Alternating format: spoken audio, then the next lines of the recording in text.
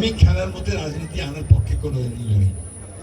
আমি সবসময় মনে করেছি যে আপনার খেলাধুলা ক্রীড়াঙ্গন এটা রাজনীতি মুক্ত হওয়া উচিত। হাত তুলে সম্বোধিত করে মাননীয় প্রধান অতিথিকে বরণের একটি অভিনব রিসেপশন করছেন।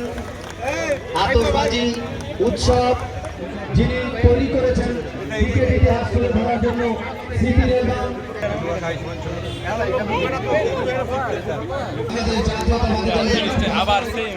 আজকের প্রধান অতিথির আসনে আসন গ্রহণ করছেন।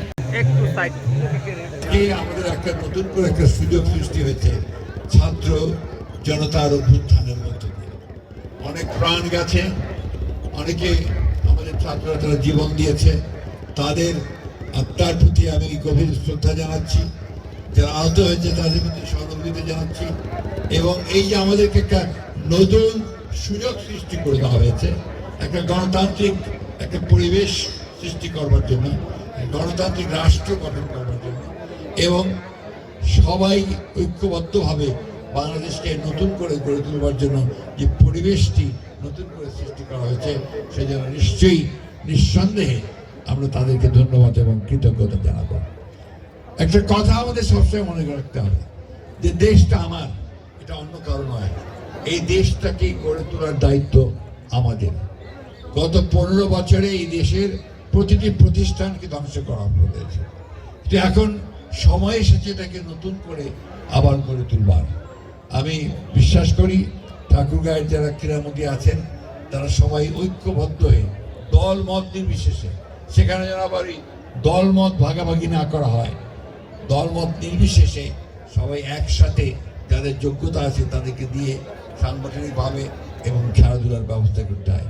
যখন মাঠে ছিলাম, বিশেষ করে ঠাকুরগাঁর মাঠে এই স্টেডিয়ামের আপনার যখন তৈরি হয় সেই সময় থেকে আমরা আমি এখন ভিন্ন জগতে বাস করি, অর্থাৎ আমার জগৎটা এখন রাজনীতির।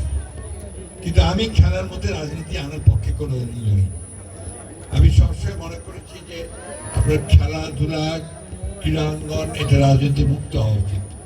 যারা যোগ্য তারা খেলবেন, এবং সবচেয়ে বড় জিনিস কি, যারা মাঠে থেকে খেলেন তাদের হৃদয় তো অনেক বড় হয়, এটা প্রমাণিত। এবং দেখা যাচ্ছে যে ওখানে সেই ক্ষুদ্র দল মত এগুলি নিয়ে কোনো বিভেদ থাকে না। আমাদের মধ্যে সেটাই ছিল না। এক একজন এক এক দল সমর্থন করতাম, আমরা এক একজন একটা মতামত সমর্থন করতাম। ক্রিকেট যখন আসতো তখন আমরা সব একসাথেই ক্রিকেটের কাজ করতাম। অনেক স্মৃতি আছে, সেই স্মৃতি বললে এখন অনেক সময় লেগে যাবে। আমরা সবাই মিলে আমাদের এই দেশটাকে ঠিক যেভাবে গড়ে তুলবার জন্য নিজেরা একটা শপথ নিয়েছি, ঠিক তেমনিভাবে ক্রিকেটকে গড়ে তোলার জন্য যেন আমরা সবাই শপথ গ্রহণ করি। সব শেষে স্বজনকে এবং তার যে টিম আছে, অর্থাৎ যারা এই পরিকল্পনাটি করেছে এবং এটাকে বাস্তবায়িত করেছে, তাদের সকলকে আন্তরিক ধন্যবাদ।